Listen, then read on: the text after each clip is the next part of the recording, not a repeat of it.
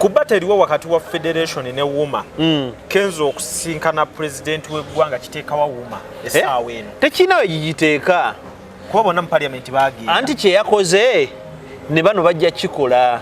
Nabo soon tugenda balabe omukulembeze. Yes, ne bo tutabasuuni. Just is a matter of time. Bino Kenzo agenda bifunamu ne bali bajja bifunamu. Kati Kenzo kye yakoze yagenze na ascertaining relevance ye era najjayo kyajjeeyo tebaviirayo bwereere. Kakati bano bawe essuubi abagenda osula mu ssuuka enjeru ku Serini be balina obuzibu. Etteeka lya copyright balikolewa president. Noli ba mu parliament naye artist president yali ku ntikko. Kakati amekage bamutegezezaako ne gatakola. Machas waliwo era bamutegeeza ne gakola. Era ni yakugamba nti bwe bakola etteeka ebintu ne bikola.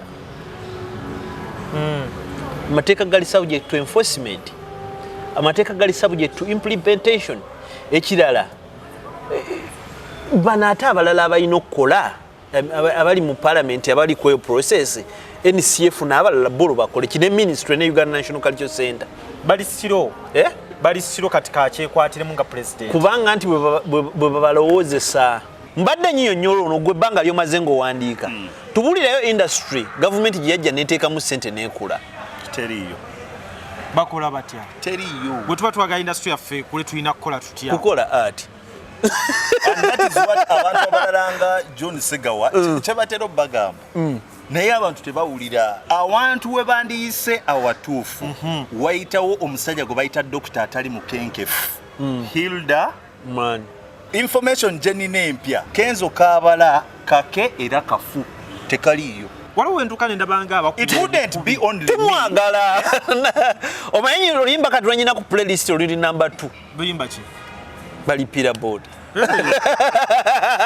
kati kyekukulaga nti naato muyimbi simuyinaako buzibu yadde Tubanyiza mu International Conference ku Healthcare and Social Work egenda okubeerawo June nga 21 paka 22 mu Ontario Science Centre 770 John Mills Road North York on M3C IT3 ng'omulomo guli nti Health in a Social Perspective oba ogenda kubeera international delegate ojja kusasula Canadian dollars 4 ate local delegate Canadian dollars 3 mate eno conference tesosola tujja kwaniriza bamaama bataata bakadama babankazi aba human resource ba artists buli muntu akola mu bantu betuyise ba social workers nga mu healthcare ba doctors ba nurses ba caregivers ba RPN ba counselors ba ARN ba PSWs na bonna abantu abakola mu bantu ba social workers okumanya ebisingawo kuba plus mukaga nnya 77022 oba plus munya 377288982 eno international conference ya healthcare and social work ewagidwa Nightingale Initiative for Global Health, Sweet Heaven, Brookside Staffing Agency, M&G Media, Ontario Science Centre, Nightingale Holdings Limited, Eranetegekewa, Global Events Canada, the Nightingale Initiative for Global Health. Platinum Wellness Spa offers therapeutic massage services complimentary with sauna and steam bath for your full body cleansing.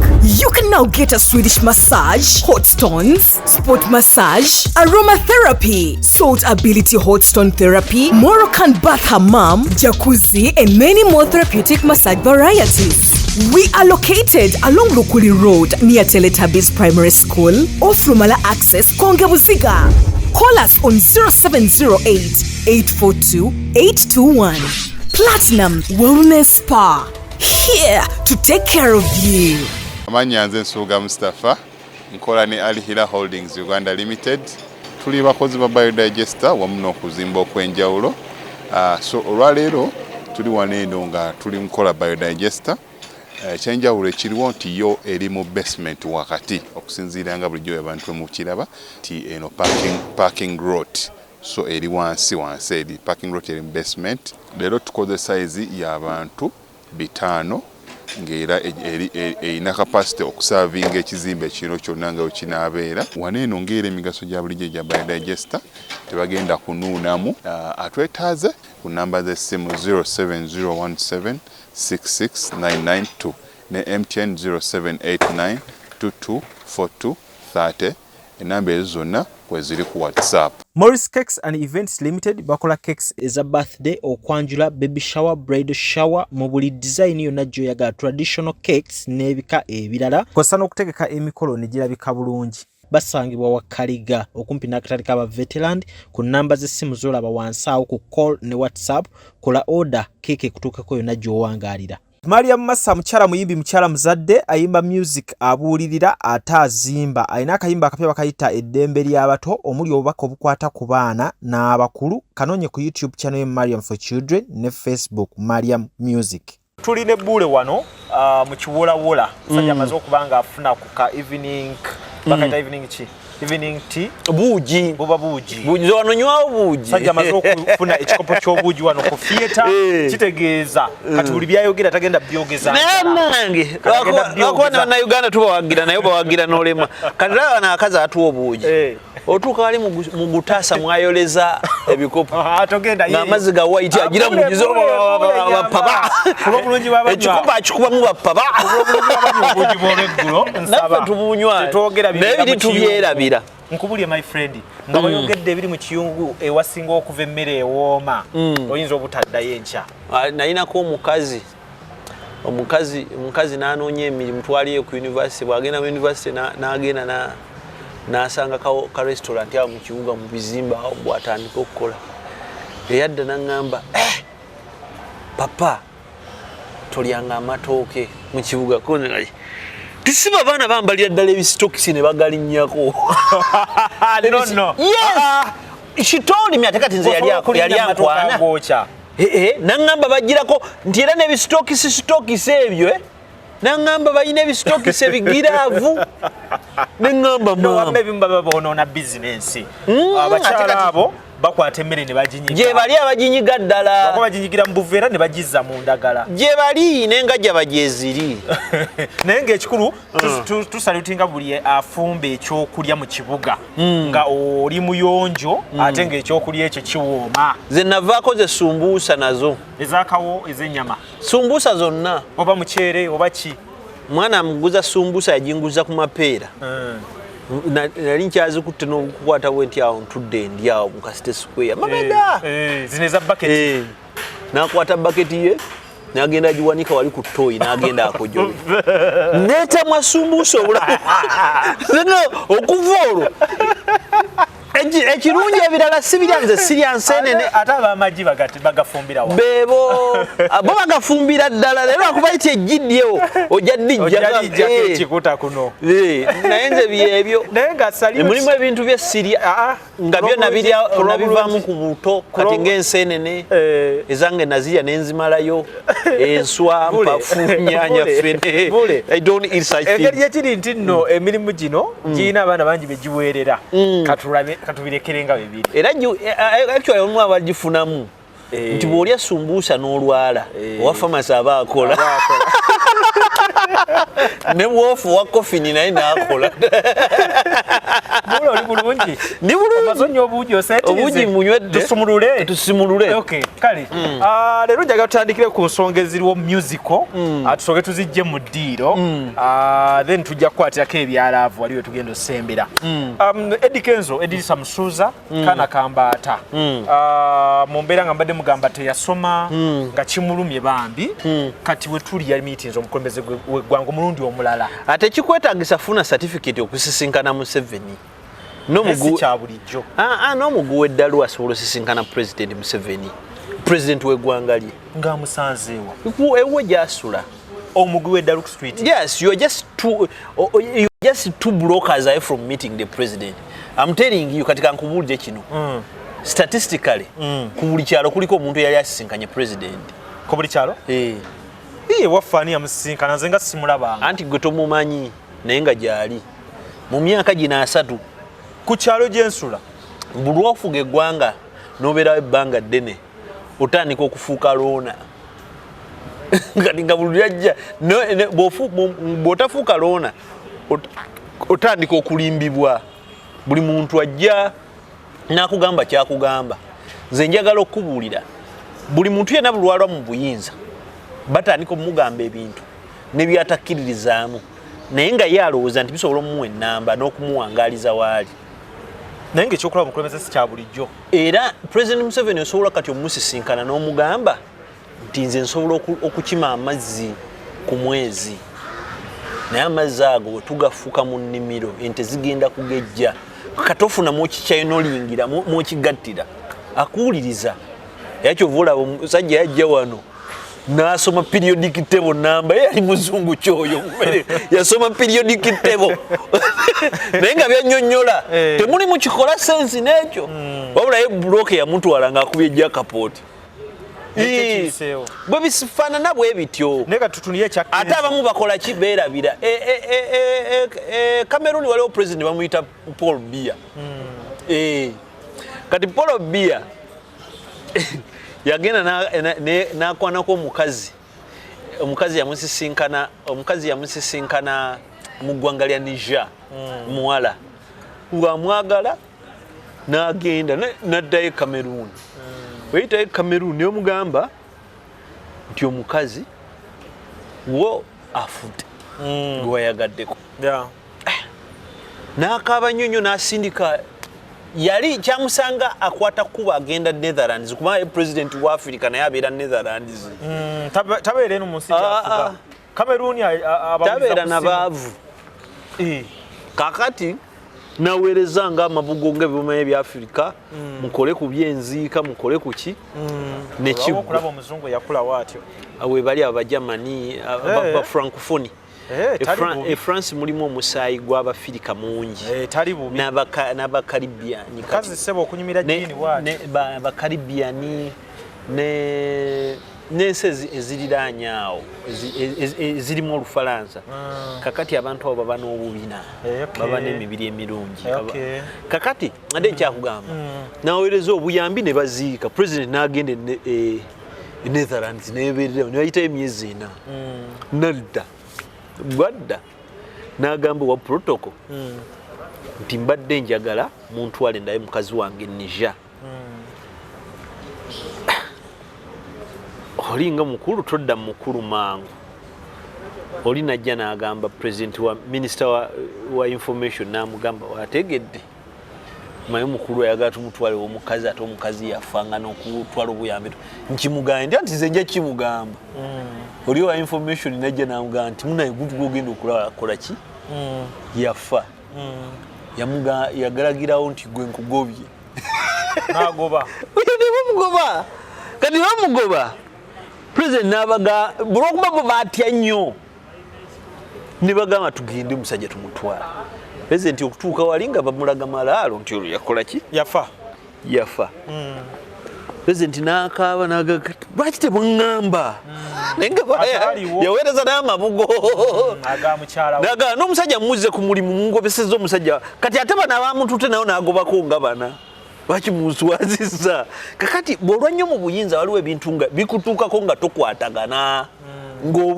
kati ng'omuntu asobola okugamba nti kati tugenda kukuleetera Kenzo nti bw'agenda okwogera buli muyimbi agenda kukola ki kuwuliriza tutunulire Kenzo watuwuliriza nti omuntu nti president tugenda kukuleetera fwani tugenda kukuleetera ani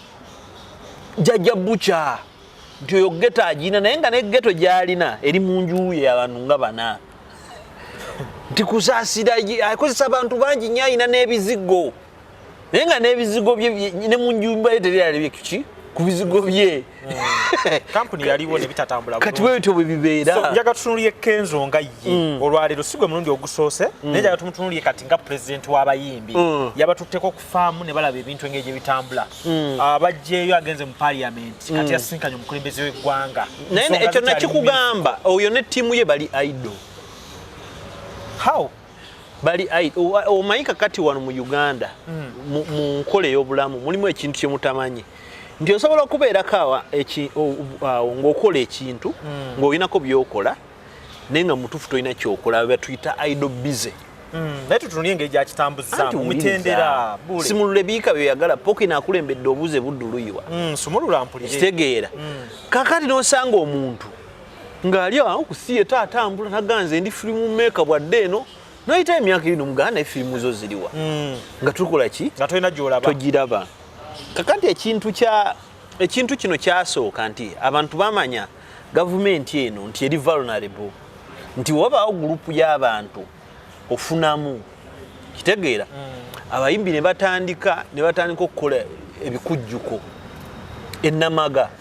nga banamaga ggulu buli yagendanga buli omu ng'avaayo kyavuddeyo nakyo ekitegeera ng'ono ayinza okuvaayo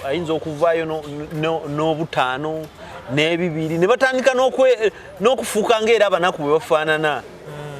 nga batandika okugenda ne babulaka maili nga buli omu nti kati ogundi muyaaye n'ogundi muyaaye ne babeera awo okutuuka omusajja bwakola ki lwabagoba ye ne yeddira ennamunkekera ekitegeera jeno yali abayambye ng'ababeererawo naye inaabazuula nti biki bayaaye kati awo n'obuguluupu ne butandika okumeruka kadongo kamu Superstars Association kati uno nagamba mbu tulina organization of talented artists. What quantifies talent? Ng'ebintu byonna bikola tebikola ki tebikwatagana kati ebintu ebyo byatuuka nga bababuuse wakati mu mivuyo egyo mulimu abaali serious yadde nga nabo mu bibiina ebyabwe mulimu abayaaye ekitegeera nga UMA ne NCF nga mutuufu yadde oba baliddeyo gye balidde which is not bad ne Kenzo omwagaliza alye zaalya ekitegeera nga bo balinako kye bakola ekitegeera nze mu kino kye ŋŋamba nti bw'oba ogenda kulya totubuzaabuza mbwa ngenda kukola genda olye ensonga ezatute Kenzo wa president yazitutegeeza nfu akyali ku music corporate na byonna nfu president etteeka lya copyright balikolewa president kandi kanfuuka interview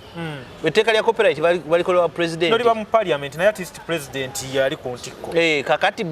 ameka ge bamutegeezezaako ne gatakola Machaz waliwo eraga bamutegeeza ne gakola era ni yakugamba nti bwe bakola etteeka ebintu ne bikola amateeka gali subject to enforcement amateeka gali subject to implementation ekirala bano ate abalala abalina okukola abali mu parliament abali ku process NCF n'abalala bolo bakole kine ministry ne Uganda National Cultural Center bali siro katika kyekwatiremu nga president kubanga nti bwe babalowoozesa nendo za president togere ku move yeno president yagenda okukubiza parliament oba okuyita plenary batese etteeka president gwe kyotamanyi ku president Museveni is a kind guy is willing to meet anyone goza mu president Museveni tasobola kulaba nze nze mwana yinchi oli wa mugaso nnyo muli n'eggwanga era gwofunayo kati gwe oyagala okutegeera nti oli wa mugaso funayo amawulire 30 nga mbalina mu 5 tusobola okulaba omukulembeze mugende mu munnyonnyola ebimunyumira kakati ffe tuli ku agenda muzeeyi tuzze wano tujjeko jjamu twegobako bwavu tulaba bw'oba teba okubamu yo mobilizers for a while bula nyonyo ng'asonga olugalo gwe kati kyogamba gwe kino ekya Kenzo okiraba tekinange gikigattako ku kye tuliko omulama gwe tuliko tekikyusa wana ekifaananyi tekiwa essuubi abayimbi abali mu federation terina ssuubi liriwo bonna buli omu ayagala kuwunzika zaawunzika ati alina sekita mwali alina kye tuyita apex body and the apex body is the Uganda National Cultural Center no Uganda National Cultural Forum nga tulina ebintu ebirala nga National Cultural Center tulina ministry tulina ebintu bingi nnyo kubata eriwo wakati wa federation ne WUMA Kenzo okusisinkana president w'eggwanga kiteekawa WUMA essaawa eno tekinawe gigiteeka kuba bonna mu parliament baagenda anti kye yakoze ne bano bajja kikola nabo soon tugenda balabewo omukulembeze yes ne bo tutabasuuni just a matter of time bino Kenzo agenda bifunamu ne bali bajja bifunamu kati Kenzo kye yakoze yagenze na ascertaining relevance ye era najjayo kyajjeeyo tebaviirayo bwereere kakati bano bawe essuubi abagenda osula mu ssuuka enjeru ku serini be balina obuzibu bo bongedde essuubi ery'okusigala nga balinda nga bali idle Kenzo ayinza okuba talina kye yakutteyo sire Buule bangamba olusi basuubiza tomusajja asobola okusuubiza awo ssebo Kenzo yabanjako emmotoka ya stamina obijjukira si Museveni wa leero mulala teri byakusuubiza Museveni wa leero sente abantu batulimba walking ATM okujjako nga yakufeze Sindi yagamba ku musimbi Federation gwegenda okufuna naku ezo Sindi yavayo nayogera ku sente obuwumbi Federation bagenda kwefunira akasente anti era tebagenda zifunamu hotelu gye babadde basulamu einako percentage n'okwepikizaawo n'okukola ki nawulira mbu kati sawa ya leero bebanja bilioni 4 a lot of money buloka ku buloka kati kyenjagala okubuulira gwokibuuke muno mu nsi temulimu omuntu yali akedde nakola ki temuli muntu yali akedde nga president n'awa industry bino byogera bwesimanya Nigeria nyonyo netteeka lya Nigeria erya copyright ennongoosereza ndowooza ya 2022 bakalongoosamu 2022 naye badde tebakola kati gwe oyo alimba banne mu copyright yebamenya goba copyright teriiwo kale genda okwate olimba lwa Kenzo oluteeke mu video eno nga sound bed seconds 10 n'egyo kyokka kati tuli ku internet ate njagala tutunuulire kati copyright ekiri wide anti the future is digital. We should stop thinking wano wetuli kati nawulirako omuyimbi omu ku bwaba Federation ng'agamba ekisinga obukulu si copyright kyokka ekisinga obukulu kola tunes nenkwata ku ttama neŋŋamba tulina abantu abategeera weewe tukuna omulembe omuntu yenna entegeerayo ku bintu naddala ebyamateeka tolowooza you don't think for convenience think for the future don't think for convenience think for the future nkubuuzayo ekibuuzo kwata esimu bwoti eyange eno njikutte mirundi emeka ng'okuba essimu za WhatsApp call za WhatsApp today emirundi mu bulamu bwo kati omanyi mbu abantu abasinga bakuba WhatsApp calls today yes people are on WhatsApp calls kati WhatsApp call ekuwa kola tune kolobaka tune kati n'ekirala ezo USSD calls abantu bazifiisiza people are sending WhatsApp messages and people are doing WhatsApp calls. That's why telecoms are investing in advertising data packages, not airtime. Airtime packages. Kati gwe kirina okubuusa nti the future of a direct phone call is coming to an end. But anyway, Buule nze ndowooza. Kakati nti bw'oba olowooza olina okulowooza in the wider perspective. We've seen the likes of Maurice Kiria nga bawabidde emisango gyabwe ku copyright ne basasulwa ne basasulwa no sente nyingi ekirala obulimba babwejjeko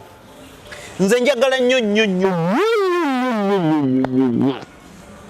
oba kisoboka ne parliament yeteese enkya bayise etteeka lya parliament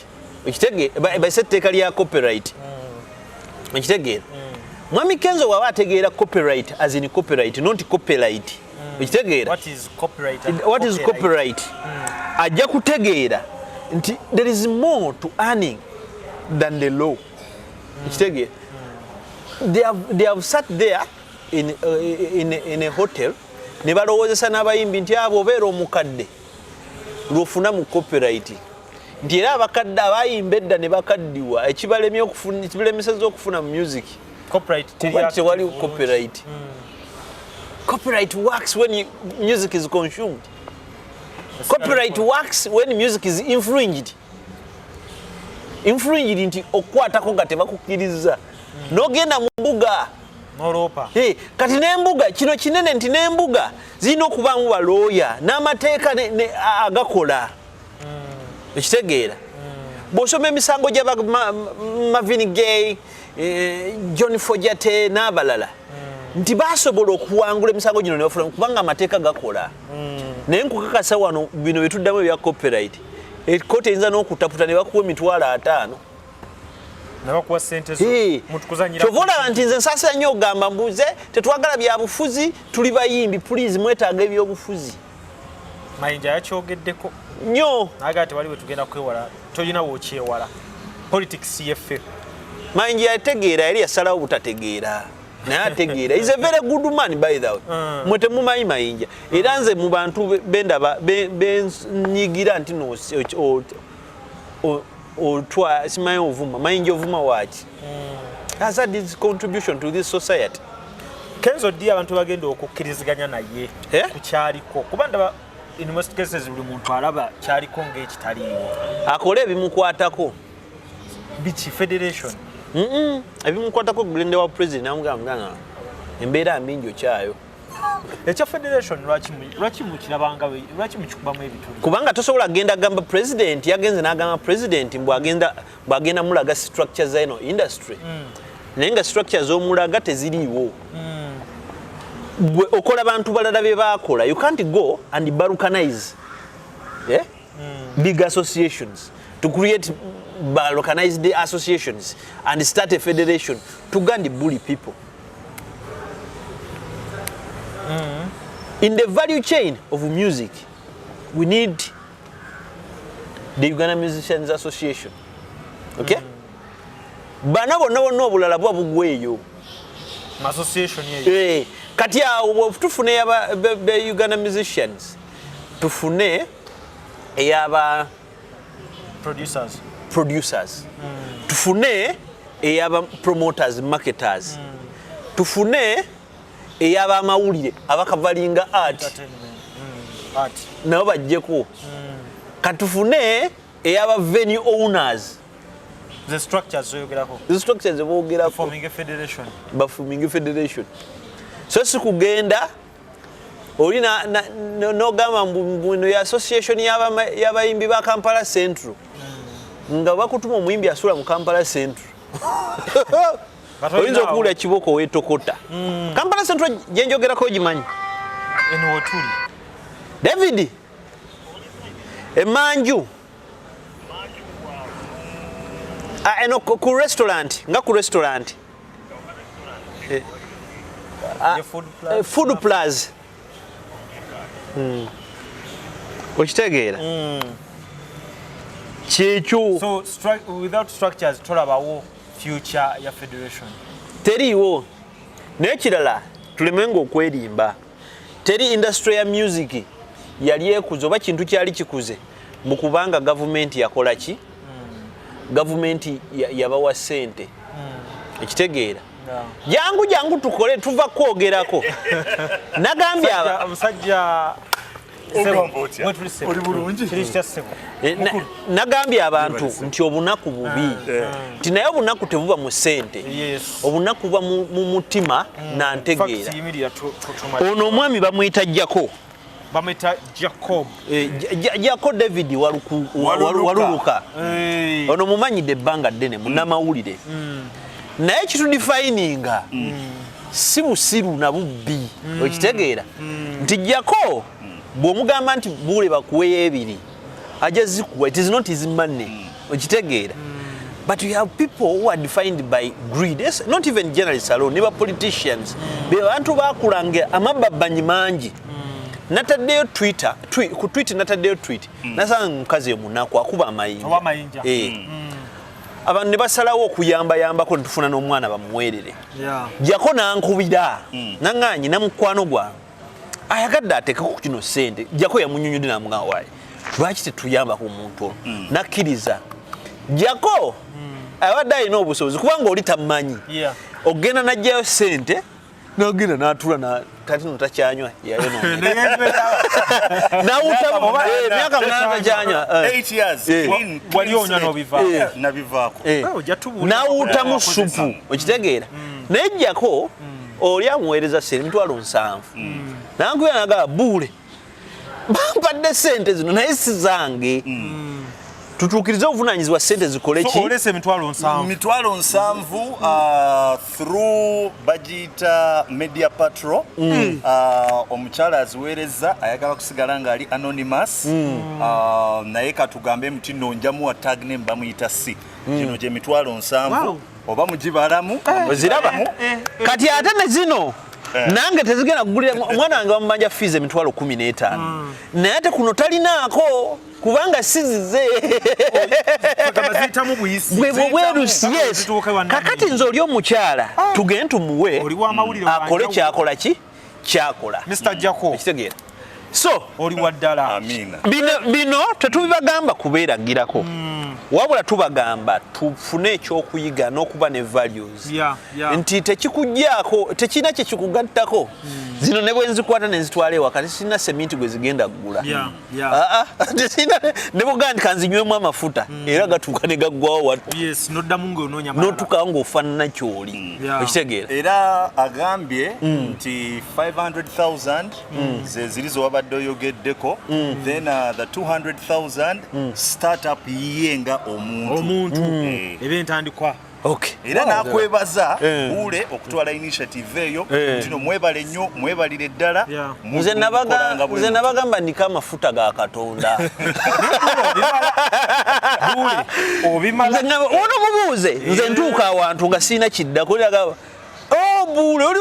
biru bagimpe biru naye nga tobadde nakiddako kwegamba oli wa bulijjo naye ate oli wanjawulo mu ngeri ndi wanjawulo mu ngeri yange okwebaza mukulu Jako David Waluka 24/7 like a naked 47 ensonga gye tubaddeko bannaye nga Jako tanagenda Jako nze nga nkijjeeko eddoboozi kubanga naawe okavalinze entertainment ate wayimbako Jako tubuulire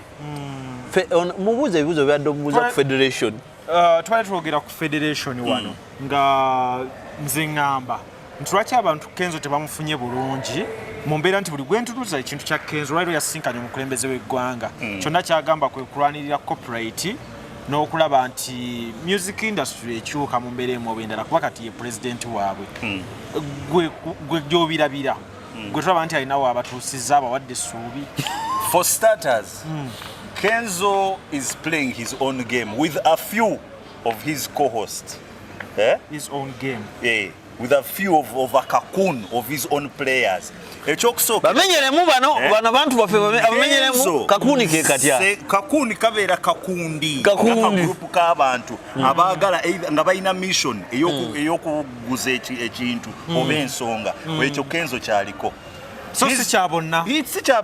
senga kyali kyabonna bali yandibadde at par ne associations zino endala ngeya Uganda nezisigadde zonna but okiraba mutino ali targeted ntino ne bwabanga waliwo bagenda okusisinkana agendayo nga ye n'akakundi ke sirabana abantu nze ntera okutya ati amumubuulire onangambye ntino luli sindi yagamba waliwo omusimbi ogujja ne mugamba nti waliwo omukyalo wa hoteri gwe ndowooza oyinza okubyogerako ekyo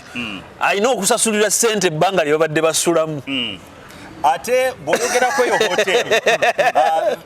information jenina empya oyo omukyala takyali majority owner oba shareholder wa hoteri eyo that's why it had to change the name from lirire lyaliko into a rule. There is a Belgian who is the owner or a major shareholder of that hotel and wants his money back at the moment. babadde basula mu ssuuka enjeru mu ssuuka enjeru era omusajja azaagala era abayimbi bonna abalowooza mubagenda kukwata ku ezo ssente gali mabanja Jako tumala musuubi era omufise omukyalo oyo ne banne bakole ki basasula amabanja ate amala ge balina oba baguunye babalye ebyo byonna n'ebimaceda bye mugendamu mukyada bukyada Jako bwino ate No, I'm talking on authority. Bino ebintu mbimanyi about 28-30 years ago I was a practicing musician era bino ebintu mbimanyi Yawandikirako ne Bebe Cool? Sina kuwandikira Bebe Cool, oluyimba Tombawala lwali ku album yange gye bayitanga Tombawala gye nafulumiza mu Afro Studios nga ba backup singers bange yali Mola Mese ne Ragadi. N'oluyimba olulala Namagalo Ras Bisali lwe yaddamu nafifa abasooka oddukola se. So bino ebyokugenda mu parliament kusisinkana mukulembeze w'eggwanga kugenda kuvuba kuyigiriza bannaffe engeri gye balina okulima obulimi oba ebeera retirement time kubateekateeka kyogamba tebirina kye bigasse. Awantu we bandiyise awatuufu wayitawo omusajja gwe bayita dokita atali mukenkefu Hilda man mu parliament bandiyise through Hilda man bwe batyo ne badde eri Kenzo Kaabala kake era kafu tekaliyo abantu bamufuna bufunyi bubi batya waliwo entuka nendabanga abakuba. It wouldn't be only me. Temwagala. Omanyi oluyimba kati lwanyina ku playlist oluli number 2. Luyimba ki? Balipira board. Kati kyekukulaga nti nate omuyimbi simuyinaako buzibu yadde. Naye no police nti bino bikolebwa nga bigenda kulowoozesa championi mukiga akamukiga abayimbi abali awo nti kiwedde kumba ono omwana omugobye mu studio omugobye mukyayina okukola mbadde nnyinnyonnyola ono gwe ebbanga lyomaze ng'owandiika tubulireyo industry gavumenti gye yajja neeteekamu ssente n'ekula teriyo bakola batya teriyo bwe tuba twagala industry yaffe kule tulina kukola tutya kukola art and that is what abantu abalalanga John Segawa kyebatera obbagamba naye abantu tebawulira those federations with the blind leadership tewali gye mulaga. Kenneth Mugabe yajjuza Serena ali mu association ki